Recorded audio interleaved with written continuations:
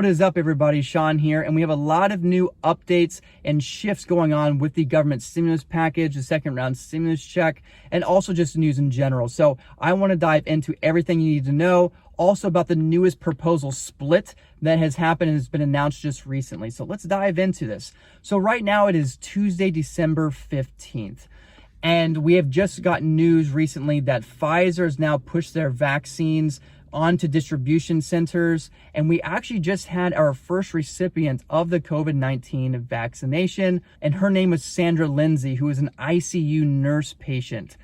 So she is the first person to receive the vaccination, and after receiving the vaccination, she did state that she was hopeful for the future. Now, regarding the vaccinations, there's been a lot of testing going on, a pretty high effective rate with the vaccination so far.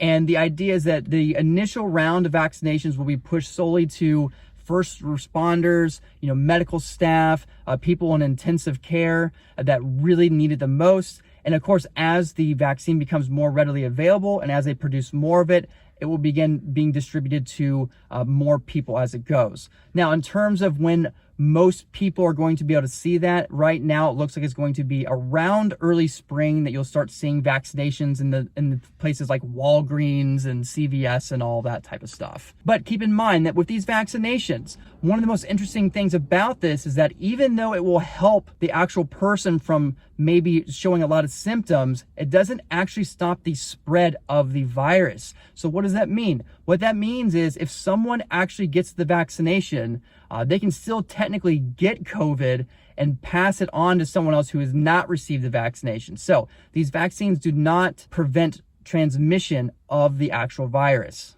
The other really big piece of information right now is the Georgia runoff elections that are going on. And this is a really, really crucial thing because this is going to segue into some of the things like our government funding, our government spending, and the second round stimulus package updates. So there's a lot of attention going on right now in Georgia with the elections, and that is because this will determine ultimately who is going to take control of the Senate. As of right now, it looks like the Republican Party is slightly ahead, but they're doing a very intense voting count. They're doing some recounts, and they're really kind of diving in to see, who is going to win those last remaining Senate seats. If the Democratic Party does turn out to win this Senate, then that means that the Democratic Party will control the White House, the Senate, and the House, which would mean that a lot of things would probably be able to get pushed very easily without a lot of pushback from the other party. Just yesterday on Monday, it has now been officially announced by the Electoral College that Joe Biden is the winner of the presidential race in the election for 2021. Joe Biden officially received 306 electoral votes. Current President Trump receiving 232 electoral votes. Now, President Trump and his team are still working on different scenarios and trying to figure out what angle they can play, because even though the Electoral College has announced it officially, they're still saying that they still have some time until January to try to find more voter fraud, to try to put together certain teams of people to see if they can overturn the situation. But in all honesty, really, really, really unlikely that's ever going to happen. So we have the official winner, Joe Biden, as president.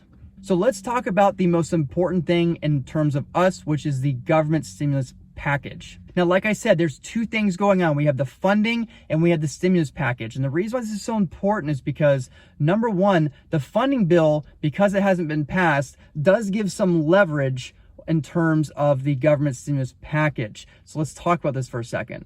Like I said, most recently, and I have some videos in the description box below, there was a bipartisan proposal for $908 billion. And this was Democrats and Republicans coming together to create a middle ground to try to get something passed. Because on one end, you had the Democratic Party trying to shoot for this $2 trillion plus stimulus package. And then you had some Republican leaders like Mitch McConnell, who was trying to push a very skinny bill, $500 billion stimulus package. So at $908 billion, it's a pretty good middle ground.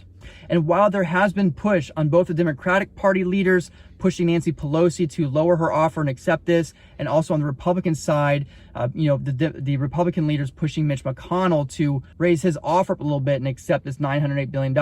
But the most recent change of events is that this $908 billion stimulus package has now been split into two separate proposals that would be staggered. The first part would be a $160 billion stimulus proposal, and this would go to state and local government funding, as well as businesses in terms of protection for COVID-19 lawsuits and liability protection.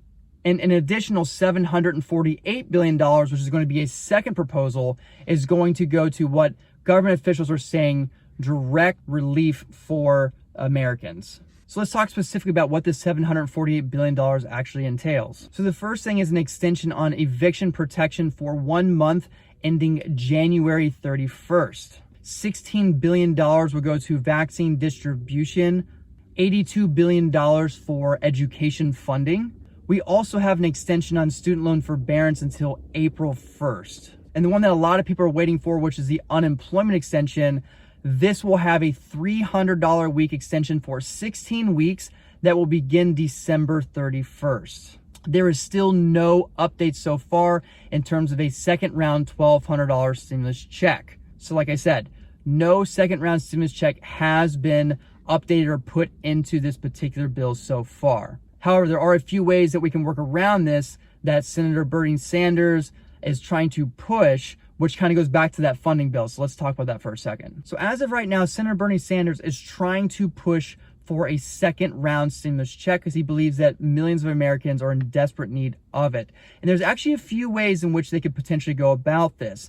If they can gather enough votes, they can create a separate bill that could be attached either to the funding bill or it could be attached to the government stimulus package. Now, Bernie Sanders has stated that he would prefer to go on the stimulus deal by the end of the week. However, he needs to get the support of Mitch McConnell, which will probably be very challenging. But this is where the government funding bill comes into play. So if you remember, as I mentioned earlier in the video, that there was a 1 week extension on the government funding. And the reason why this is so important is because if there is no agreement on the government funding or the spending bill, then there will be a government shutdown and it's going to mess up the vacation of a lot of politicians. Right now, they are trying to approve a $1.4 trillion spending bill. So what Bernie Sanders is trying to do is he's going to try to block that bill from being agreed upon or passed with the demand of needing $1,200 stimulus checks.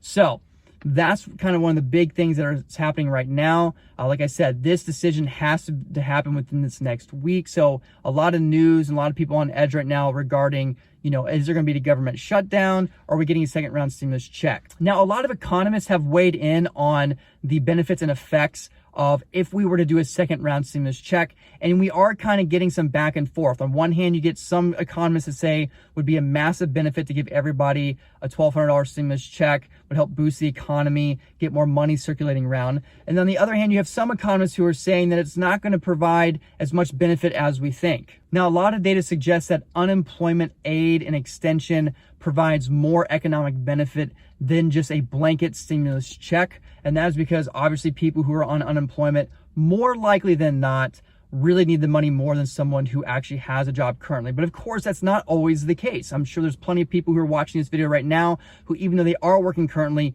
could use the government stimulus check. So really, if we could find some sort of combination of having the unemployment extension in addition to having some stimulus checks, that would probably see the greatest amount of economic boost and benefits overall. However, just sending a $1,200 blanket check to every single person without extending unemployment aid would not be as beneficial. That is all the updates for today. If this video provided some value to you, please be sure to leave some comments below. Do you think the stimulus check should be pushed? What are your thoughts on the unemployment? Should we just go ahead and accept this $908 billion stimulus package, just get it over with, try to deal with it later? Or should we hold out for something bigger? What are your thoughts? Leave those in the comments below. If this video provided value for you, please be sure to like, comment, hit the subscribe button.